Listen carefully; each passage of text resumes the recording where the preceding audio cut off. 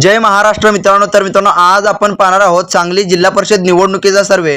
म्हणजे 7 तारखेला जर सांगली जिल्हा परिषद निवडणूक झाली तर त्या निवडणुकीमध्ये कोणत्या पक्षाला किती जागा मिळणार आहेत आणि कोणत्या पक्षाची सत्ता ही सांगली जिल्हा परिषदेवर येणार आहे याचा आज आपण ग्राउंड रिपोर्ट पाहणार आहोत। म्हणजेच मित्रांनो येणाऱ्या 7 तारखेला जर सांगली जिल्हा परिषदेची निवडणूक झाली तर त्या निवडणुकीमध्ये भारतीय जनता पक्षाची सत्ता येणार आहे की राष्ट्रवादी काँग्रेस पक्षाची सत्ता येणार आहे आणि त्याचबरोबर काँग्रेस या पक्षाची सत्ता येणार आहे। या तिन्ही पक्षामध्ये नेमकी कोणत्या पक्षाची सत्ता ही सांगली जिल्हा परिषदेवर येणार आहे याचा आज आपण खरा असा ग्राउंड रिपोर्ट पाहणार आहोत। तर मित्रांनो आता आपण वेळ न लावता लगेचच सर्वेला सुरुवात करूया। तर मित्रांनो पहिल्यांदा आता आपण हे जाणून घेऊया की सांगली जिल्हा परिषदेवर एकूण सदस्यांची संख्या किती आहे। तर मित्रांनो सांगली जिल्हा परिषदेवर एकूण सदस्यांची संख्या ही 60 आहे। तर मित्रांनो सांगली जिल्हा परिषदेवर जर 60 जागा असतील तर कोणत्याही पक्षाला किंवा कोणत्याही युतीला जर सांगली जिल्हा परिषदेवर जर सत्ता मिळवायची असेल तर नेमके सदस्य किती लागणार आहेत ते आता आपण बघूया। तर मित्रांनो कोणत्याही पक्षाने किंवा कोणत्याही युतीला जर सांगली जिल्हा परिषदेवर जर सत्ता मिळवायची असेल तर 31 सदस्य निवडून येणं गरजेचं आहे। तरच मित्रांनो कोणत्याही पक्षाची किंवा कोणत्याही युतीची सत्ता सांगली जिल्हा परिषदेवर येणार आहे। तर मित्रांनो आता आपण वेळ न लावता पहिल्यांदा हे पाहूया की गेल्या निवडणुकीमध्ये म्हणजेच मित्रांनो 2017 साली झालेल्या निवडणुकीमध्ये कोणत्या पक्षाला किती जागा मिळत होत्या आणि कोणत्या पक्षाची सत्ता ही गेल्या निवडणुकीमध्ये आली होती ते आता आपण पहिल्यांदा थोडक्यात जाणून घेऊया।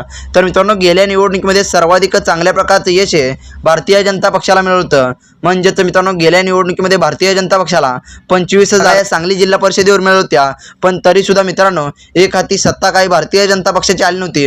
म्हणजेच मित्रांनो भारतीय जनता पक्षाला 6 जागा या सत्ता मिळवण्यासाठी कमी पडल्या होत्या, पण मित्रांनो त्यांना सर्वाधिक चांगल्या प्रकारचं यश हे गेल्या निवडणुकीमध्ये मिळालं होतं। म्हणजेच मित्रांनो त्यांना गेल्या निवडणुकीमध्ये चांगल्या प्रकारचं यश हे सांगली जिल्हा परिषदेवर मिळालं होतं, पण मित्रांनो या निवडणुकीमध्ये त्यांना नेमके किती जागा मिळणार आहेत ते आता आपण पुढे पाहूया।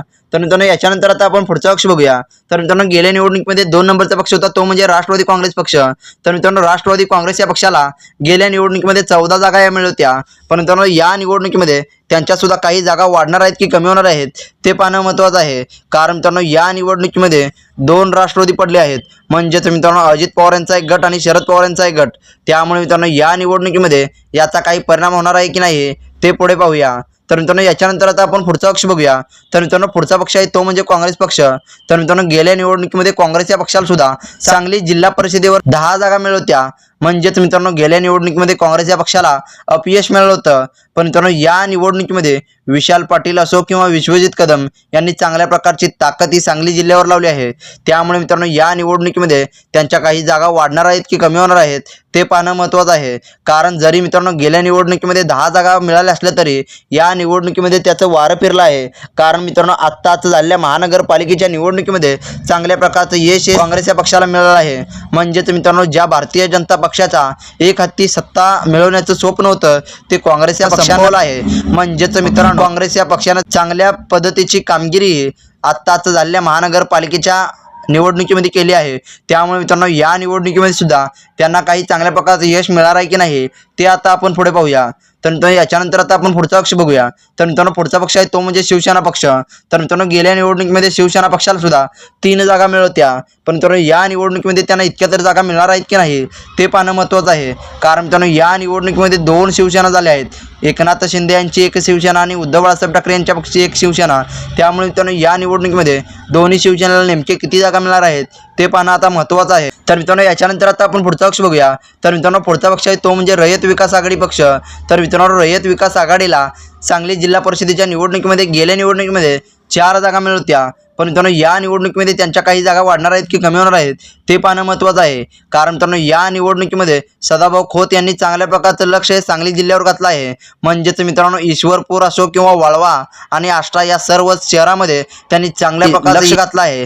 त्यामुळे मित्रांनो त्या ठिकाणी त्यांना चांगल्या प्रकारचं यश मिळणार आहे की नाही ते सुद्धा पुढे पाहणं महत्त्वाचं आहे। तर मित्रांनो याच्यानंतर आता आपण पुढचा पक्ष बघूया। तर मित्रांनो पुढचा पक्ष आहे तो म्हणजे स्वाभिमानी शेतकरी संघटना।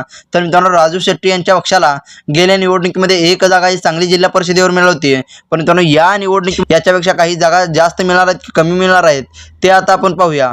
कारण मित्रांनो या निवडणुकीमध्ये राजू शेट्टी यांच्या पक्षानं सुद्धा चांगल्या प्रकारचं लक्ष सांगली जिल्ह्यावर घातलं आहे। त्यामुळे मित्रांनो या निवडणुकीमध्ये त्यांच्या काही जागा वाढणार आहेत की कमी होणार आहेत ते आता आपण पुढे पाहूया। तर मित्रांनो याच्यानंतर आता आपण पुढचा पक्ष बघूया. तर मित्रांनो पुढचा पक्ष आहे तो म्हणजे अपक्षांचा पक्ष. तर मित्रांनो गेल्या निवडणुकीमध्ये अपक्षांना 3 जागा या सांगली जिल्हा परिषदेवर मिळाल्या होत्या. पण मित्रांनो या निवडणुकीमध्ये त्यांच्या काही जागा वाढणार आहेत की कमी होणार आहेत ते आता आपण पुढे पाहूया. तर मित्रांनो आता आपण याच्यानंतर आता आपण सर्वेला सुरुवात करूया. म्हणजेच मित्रांनो येणाऱ्या 7 तारखेला जर सांगली जिल्हा परिषदेची निवडणूक झाली तर त्या निवडणुकीमध्ये कोणत्या पक्षाला किती जागा मिळणार आहेत आणि कोणत्या पक्षाची सत्ता ही सांगली जिल्हा परिषदेवर येणार आहे ते आता आपण पाहूया. तर मित्रांनो पहिला पक्ष आहे तो म्हणजे अपक्षांचा पक्ष. तर मित्रांनो सांगली जिल्हा परिषदेवर अपक्षांना 1 जागाही या निवडणुकीमध्ये मिळताना आपल्याला पाहायला मिळत आहे. म्हणजेच मित्रांनो त्यांना या निवडणुकीमध्ये 2 जागा कमी मिळताना आपल्याला पाहायला मिळत आहे. तर मित्रांनो याच्यानंतर आता आपण पुढचा पक्ष बघूया. तर मित्रांनो पुढचा पक्ष आहे तो म्हणजे स्वाभिमानी शेतकरी संघटना. तर मित्रांनो शेतकरी संघटनेला म्हणजेच मित्रांनो राजू शेट्टी यांच्या पक्षाला सांगली जिल्हा परिषद या निवडणुकीमध्ये सुद्धा 1च जागा मिळताना आपल्याला पाहायला मिळत आहे. म्हणजेच मित्रांनो त्यांच्या सुद्धा काही जागा वाढणार असल्याचे आपल्याला पाहायला मिळत आहे. तर मित्रांनो याच्यानंतर आता आपण पुढचा पक्ष बघूया. तर मित्रांनो पुढचा पक्ष आहे तो म्हणजे रयत विकास आघाडी पक्ष. म्हणजेच मित्रांनो रयत विकास आघाडीला सांगली जिल्हा परिषदेवर नेमक्या किती जागा मिळणार आहेत ते पाहणं महत्त्वाचं आहे. कारण मित्रांनो या निवडणुकीमध्ये सदाभाऊ खोत असो किंवा सागर खोत या दोघांनी सुद्धा चांगल्या प्रकारचं लक्ष सांगली जिल्ह्यावर घातलं आहे. त्यामुळे मित्रांनो याचा काही फायदा त्यांच्या पक्षाला होणार आहे का ते पाहणं महत्त्वाचं आहे. कारण मित्रांनो त्यांनी ईश्वरपूर असो किंवा वाळवा आष्टा या सर्व ठिकाणी त्यांनी चांगल्या प्रकारची ताकद लावली आहे आणि चांगल्या प्रकारचे उमेदवार उभे केले आहेत. त्यामुळे मित्रांनो या निवडणुकीमध्ये त्यांचे किती सदस्य निवडून येणार आहेत ते आता आपण बघूया. तर मित्रांनो येणाऱ्या 7 सांगली जिल्हा परिषदेत निवडणूक झाली तर त्या निवडणुकीमध्ये रयत विकास आघाडीला 3 जागा या मिळताना आपल्याला पाहायला मिळत आहे. म्हणजेच गेल्या निवडणुकीपेक्षा या निवडणुकीमध्ये त्यांची 1 जागाही कमी होताना आपल्याला पाहायला मिळत आहे. कारण मित्रांनो गेल्या निवडणुकीमध्ये सदाभाऊ खोत यांच्या पक्षाला 4 जागा या मिळत होत्या. पण मित्रांनो या निवडणुकीमध्ये सदाभाऊ खोत यांच्या पक्षाला 3 जागा म्हणजे त्यांची 1 जागाही या निवडणुकीमध्ये कमी होताना आपल्याला पाहायला मिळत आहे. तर मित्रांनो याच्यानंतर आता आपण पुढचा पक्ष बघूया. तर मित्रांनो पुढचा पक्ष आहे तो म्हणजे उद्धव बाळासाहेब ठाकरे यांची शिवसेना. तर मित्रांनो उद्धव बाळासाहेब ठाकरे यांच्या पक्षाला जिल्हा परिषदेच्या निवडणुकीमध्ये नेमक्या किती जागा मिळणार आहेत ते पाहणं महत्त्वाचं आहे. कारण मित्रांनो गेल्या निवडणुकीमध्ये जे निवडून आलेले सदस्य होते ते सदस्य सध्या एकनाथ शिंदे यांच्या शिवसेनेमध्ये आहेत. त्यामुळे मित्रांनो या निवडणुकीमध्ये त्यांचे नवीन सदस्य निवडून येणार आहेत की नाही ते पाहणं महत्त्वाचं आहे. तर मित्रांनो येणाऱ्या 7 तारखेला जर सांगली जिल्हा परिषदेची निवडणूक झाली तर त्या निवडणुकीमध्ये उद्धव बाळासाहेब ठाकरे यांच्या पक्षाला 0 जागा मिळताना आपल्याला पाहायला मिळत आहे. म्हणजेच मित्रांनो या निवडणुकीमध्ये त्यांना सर्वात मोठं अपयश मिळताना आपल्याला पाहायला मिळत आहे. कारण मित्रांनो गेल्या निवडणुकीमध्ये 3 जागा मिळणारा पक्ष या निवडणुकीमध्ये 0 जागा मिळताना आपल्याला पाहायला मिळत आहे. तर मित्रांनो याच्यानंतर आता आपण पुढचा पक्ष बघूया. तर मित्रांनो पुढचा पक्ष आहे तो म्हणजे एकनाथ शिंदे यांची शिवसेना. तर मित्रांनो एकनाथ शिंदे यांच्या शिवसेनेला तर चांगल्या प्रकारचं यश हे सांगली जिल्हा परिषदेवर मिळणार आहे का ते आता आपण पाहूया. तर मित्रांनो येणाऱ्या 7 तारखेला जर सांगली जिल्हा परिषदेची निवडणूक झाली तर त्या निवडणुकीमध्ये एकनाथ शिंदे यांच्या शिवसेनेला 2 जागा मिळताना आपल्याला पाहायला मिळत आहे. म्हणजेच मित्रांनो त्यांना सुद्धा या निवडणुकीमध्ये अपयशाचं मिळताना आपल्याला पाहायला मिळत आहे. कारण मित्रांनो गेल्या निवडणुकीमध्ये त्यांचे 3 जागा या निवडून आल्या होत्या. मित्रांनो या निवडणुकीमध्ये त्यांच्या 2 जागा म्हणजे त्यांना अपयशच या निवडणुकीमध्ये मिळताना आपल्याला पाहायला मिळत आहे. कारण मित्रांनो या निवडणुकीमध्ये भारतीय जनता पक्षानं चांगल्या प्रकारची ताकद ही आटपाडी असो किंवा विटा खानापूर या सर्व ठिकाणी लावल्यामुळे त्यांना याचा परिणाम झाल्याचं आपल्याला पाहायला मिळत आहे. तर मित्रांनो याच्यानंतर आता आपण पुढचा पक्ष बघूया. तर मित्रांनो पुढचा पक्ष आहे तो म्हणजे काँग्रेस पक्ष. तर मित्रांनो काँग्रेस या पक्षाला सांगली जिल्हा परिषदेच्या निवडणुकीमध्ये नेमक्या किती जागा मिळणार आहेत ते पाहणं महत्त्वाचं आहे. कारण मित्रांनो या निवडणुकीमध्ये विश्वजित कदम असो किंवा विशाल पाटील यांनी या दोघांनी सुद्धा चांगल्या प्रकारची ताकद लावली आहे. त्यामुळे मित्रांनो या निवडणुकीमध्ये काँग्रेस या पक्षाला चांगल्या प्रकारचं यश सांगली जिल्हा परिषदेवर मिळणार आहे का ते आता आपण पाहूया. तर मित्रांनो येणाऱ्या 7 तारखेला जर सांगली जिल्हा परिषदेची निवडणूक झाली तर त्या निवडणुकीमध्ये काँग्रेस या पक्षाला 6 जागा मिळताना आपल्याला पाहायला मिळत आहे. म्हणजेच मित्रांनो या निवडणुकीमध्ये काँग्रेस या पक्षाला अपयश मिळताना आपल्याला पाहायला मिळत आहे. कारण मित्रांनो गेल्या निवडणुकीमध्ये 10 जागा मिळणारा पक्ष या निवडणुकीमध्ये डायरेक्ट 6 जागा म्हणजे त्यांना अपयशाचं मिळताना आपल्याला पाहायला मिळत आहे. कारण मित्रांनो गेल्या निवडणुकीपेक्षा 4 जागा या निवडणुकीमध्ये कमी होताना आपल्याला पाहायला मिळत आहे. म्हणजेच मित्रांनो या निवडणुकीमध्ये त्यांना अपयश मिळताना आपल्याला पाहायला मिळत आहे. कारण मित्रांनो या निवडणुकीमध्ये विश्वजित कदम आणि विशाल पाटील यांनी चांगल्या प्रकारची ताकद ही सांगली जिल्ह्यामध्ये लावून सुद्धा त्यांना अपयश मिळताना आपल्याला पाहायला मिळत आहे. तर मित्रांनो याच्यानंतर आता आपण पुढचा पक्ष बघूया.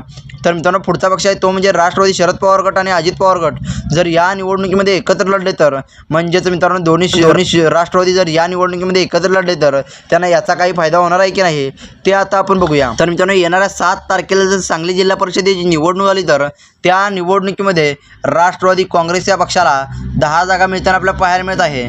म्हणजेच मित्रांनो या निवडणुकीमध्ये राष्ट्रवादी काँग्रेस या पक्षाला अपयश मिळताना आपल्याला पाहायला मिळत आहे. कारण मित्रांनो गेल्या निवडणुकीमध्ये 14 जागा मिळणारा पक्ष या निवडणुकीमध्ये 10 जागा म्हणजे त्यांना या निवडणुकीमध्ये भरपूर मोठं अपयश मिळताना आपल्याला पाहायला मिळत आहे.